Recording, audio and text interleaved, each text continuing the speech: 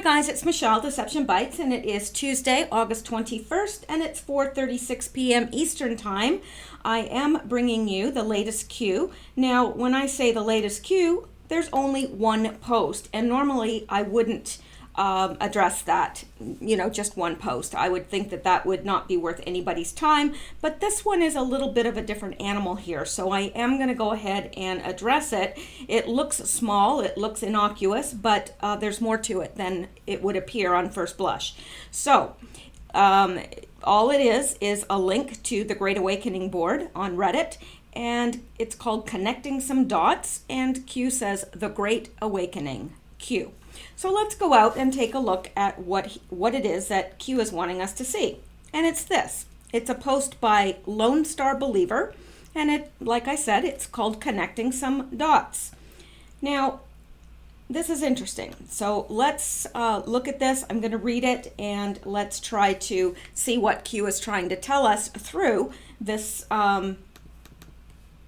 poster, Lone Star Believer. Obviously, Q is in agreement if he is pointing this out and pointing us towards this and wanting us to read it. So, this person says, I am passing this on from someone who's connecting some dots with input from sources he cannot reveal.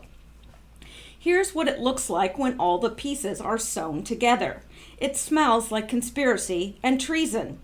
Everyone needs to read this, slowly and patiently, because it's very important. From 2001 to 2005, there was an ongoing investigation into the Clinton Foundation. A grand jury had been impaneled. Governments from around the world had donated to the, quote, charity. And by charity, they're talking about the Clinton Foundation. Yet from 2001 to 2003, none of those, quote, donations to the Clinton Foundation were declared. Now, you would think that an honest investigator would be able to figure this out. Look who took over this investigation in 2005. None other than James Comey. Now this is getting interesting, isn't it? None other than James Comey. Coincidence? Guess who was transferred into the Internal Revenue Service to run the tax exemption branch of the IRS? None other than Lois, quote, be on the lookout, Lerner. Isn't that interesting? I would agree. It is interesting. But this is all just a series of strange coincidences, right? Guess who ran the tax division inside the Department of Justice from 2001 to 2005? No other than the Assistant Attorney General of the United States, Rod Rosenstein. Guess who was the director of the Federal Bureau of Investigation during this time frame? Another coincidence, just an anomaly in statistics and chances, but it was Robert Mueller. What do all four casting characters have in common? They all were briefed and or were frontline investigators into the Clinton Foundation investigation. Another coincidence, right? Fast forward to 2009. James Comey leaves the Justice Department to go and cash in at Lockheed Martin. Hillary Clinton is running the State Department official government business on her own personal email server. The Uranium One issue comes to the attention of the Hillary. Like all good public servants do, supposedly looking out for America's best interests, she decides to support the decision and approve the sale of 20% of U.S. uranium to no other than the Russians. Now, you would think that this is a fairly straight-up deal, except it wasn't. America got absolutely nothing out of it. However, prior to the sales approval, no other than Bill Clinton goes to Moscow, gets paid $500,000 for a 1-hour speech, then meets with Vladimir Putin at his home for a few hours. Okay, no big deal, right? Well, not so fast. The FBI had a mole inside the money laundering and bribery scheme. Robert Mueller was the FBI director during this time frame. Yep, he even delivered a uranium sample to Moscow in 2009. Who was handling that case within the Justice Department out of the U.S. Attorney's Office in Maryland? Well, none other than Rod Rosenstein. And what happened to the informant? The Department of Justice placed a gag order on him and threatened to lock him up if he spoke out about it. How does 20% of the most strategic asset of the United States of America end up in Russian hands when the FBI has an informant, a mole, providing inside information to the FBI on the criminal enterprise? Very soon after, the sale was approved. $145 million in, quote, donations made their way into the Clinton Foundation from entities directly connected to the Uranium One deal. Guess who was still at the Internal Revenue Service working the charitable division? None other than Lois Lerner. Okay, that's all just another series of coincidences. Nothing to see here, right? Let's fast forward to 2015. Due to a series of tragic events in Benghazi and after the 9 investigations, the House Senate and at the State Department, Trey Gowdy, who was running the 10th investigation as chairman of the Select Committee on Benghazi, discovers that Hillary ran the State Department on an unclassified, unauthorized, outlaw personal email server. He also discovered that none of those emails had been turned over when she departed her, quote, public service as Secretary of State, which was required by law. He also discovered that there was top secret information contained within her personally archived email.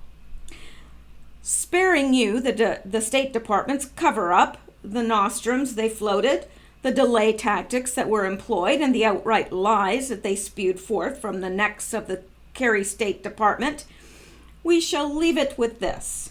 They did everything humanly possible to cover for Hillary. Now, this is amazing. Guess who became FBI director in 2013?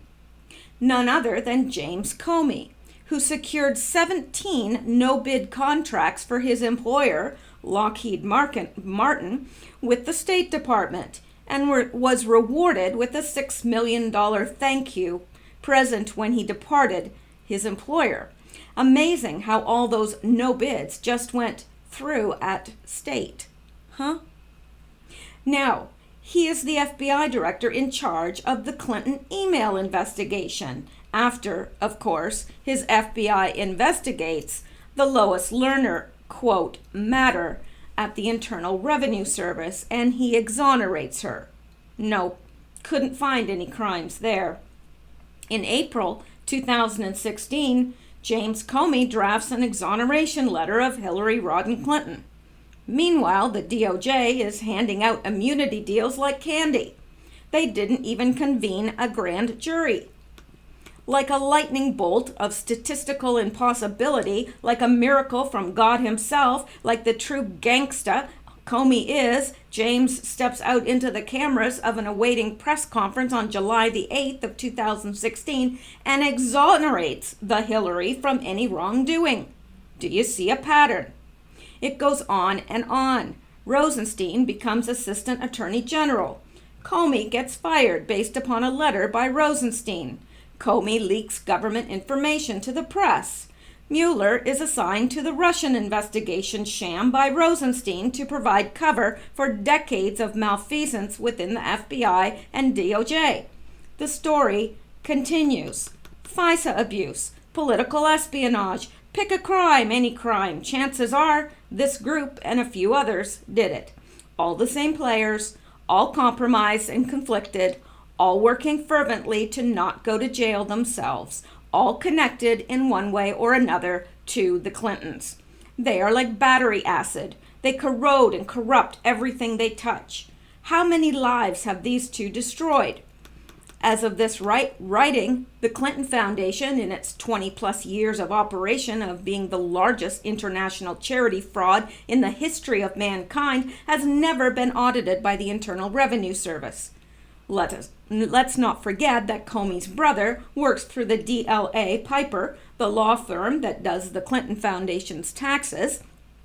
The person that is common denominator to all the crimes above and still doing her evil escape legal maneuvers at the top of the three-letter U.S. agencies, yep, that would be Hillary R. Clinton. Now, who is Lisa Barsoomian? Let's learn a little about Mrs. Lisa H. Barsoomian's background. Lisa H. Barsoomian, an attorney that graduated from Georgetown Law, is a protege of James Comey and Robert Mueller. Barsoomian, with her boss, R. Craig Lawrence, represented Bill Clinton in 1998. Lawrence also represented Robert Mueller 3 times, James Comey 5 times, Barack Obama 45 times, Kathleen Sebelius 56 times, Bill Clinton 40 times, and Hillary Clinton 17 times. Between 1998 and 2017, Barsoomian herself represented the FBI at least 5 times. You may be saying to yourself, okay, who cares? Who cares about the work history of this Barsoomian woman? Apparently someone does, because someone out there cares so much that they've purged all Barsoomian court documents from her Clinton representation in Hamburg versus Clinton in 1998 and its appeal in 1999 from the D.C. District and Appeals Court dockets. Someone out there cares so much that even the internet has been purged of all information pertaining to Barsoomian. Historically, this indicates that the individual is a protected CIA operative. Additionally, Lisa Barsoomian has specialized in opposing Freedom of Information Act requests on behalf of the intelligence community. Although Barsoomian has been involved in hundreds of cases representing the D.C. office of the U.S. Attorney, her email address is lisabarsoomian@nih.gov. The NIH stands for National Institutes of Health. This is a tactic routinely used by the CIA to protect an operative by using another government organization to shield their activities. It's a cover. So big deal, right? What does one more attorney with ties to the U.S. intelligence community really matter? It deals with Trump and his recent tariffs on Chinese steel and aluminum imports, the border wall, DACA, everything coming out of California, the Uniparty, unrelenting opposition to President Trump, the Clapper leaks, the Comey leaks, Attorney General Jeff Sessions' recusal and subsequent 14-month nap with occasional forays into the marijuana legalization mix, and last but not least, Mueller's never-ending investigation into collusion between the Trump team and the Russians.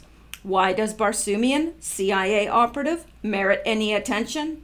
Because she is Assistant Attorney General Rod Rosenstein's wife.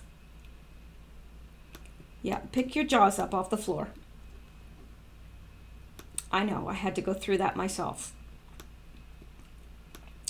Now, and these are just a few, and I'm not going through all of them because that information is the most important and it needs to sink in. There's a lot of stuff there. You may need to listen to this again, or you may need to come out to Reddit and look for connecting some dots to look at it yourself. Some people learn better by reading it themselves. Some people learn better by listening. They're auditory learners.